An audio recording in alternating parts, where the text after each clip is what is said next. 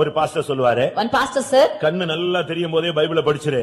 even your eyes are in good state, you read the Bible. நல்லா பைபிளை படிச்சுக்கோ. You read the Bible good. கால் நல்லா இருக்கும்போதே கர்த்தருக்காக அலைஞ்சு திரிஞ்சு எவ்வளவு செய்ய முடியுமோ செஞ்சிரு. When your legs are in good condition, you walk and go abroad and do things for the Lord. வசதி வாய்ப்புகள் எவ்வளவு இருக்கோ அந்த சூழ்நிலையிலேயே கர்த்தருக்காக நீ எவ்வளவு கிரியை செய்ய முடியுமோ செஞ்சு முடிச்சிரு. To the extent you have all facilities, you go and work for the Lord and labor to the full.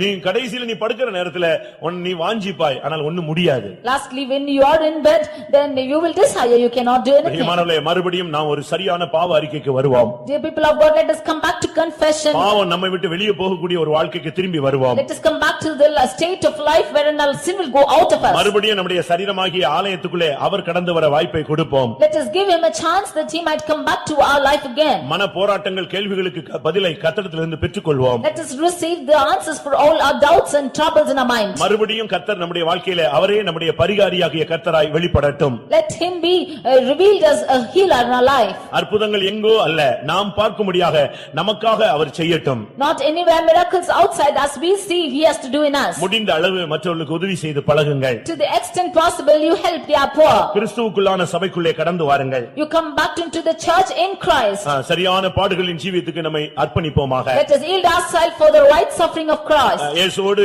யூதேயாவுக்கு போக ரெடியானவர்கள் கண்களை மூடி முழங்கால் படியிடுங்கள். Those who are ready to go to Judea with Christ, close your eyes and kneel down. இல்ல மறுபடியும் அங்கேயே போணும்னா என்னால எப்படி போக முடியும்? Or if I have to go back to that same place, how can I go? எப்படி என்னால அங்க போக முடியும்? How can I go to that place? ஏற்கனவே கல்லை எடுத்துட்டாங்க. Already they took the stones. ஒரு 2 நிமிஷம் நின்றதனா கல்லு எரிஞ்சிருப்பாங்க. Even if it's 2 minutes, they would have stoned. இன்னும் ஒரு 5 நிமிஷம் நின்றதனா என்னைய கல்லு எரிஞ்சே குவியலா கற்குவியலாய் மாற்றி இருப்பார்கள். Had it been 5 minutes, they would have heaped the stones upon me. தேவன் அறியாமல் உனக்கு எதுவும் சம்பவிக்குமோ? Without the knowledge of God, will anything happen to உன்னுடைய you? தலையில் உள்ள முடி எல்லாம் எண்ணப்பட்டிருக்கிறது. All your hairs of your head are numbered. அவர் அறியாமல் உனக்கு ஒன்றும் சம்பவியாது. For without him, nothing shall come upon you. அப்படி சம்பவித்தால் அது நன்மைக்கு எதுவாகவே சம்பவிக்கும். If it is so, it happens for good. எத்தனை பேர் யூதேயாவுக்கு போக உங்களை ஆயத்தப்படுத்திக் கொள்கிறீர்கள்?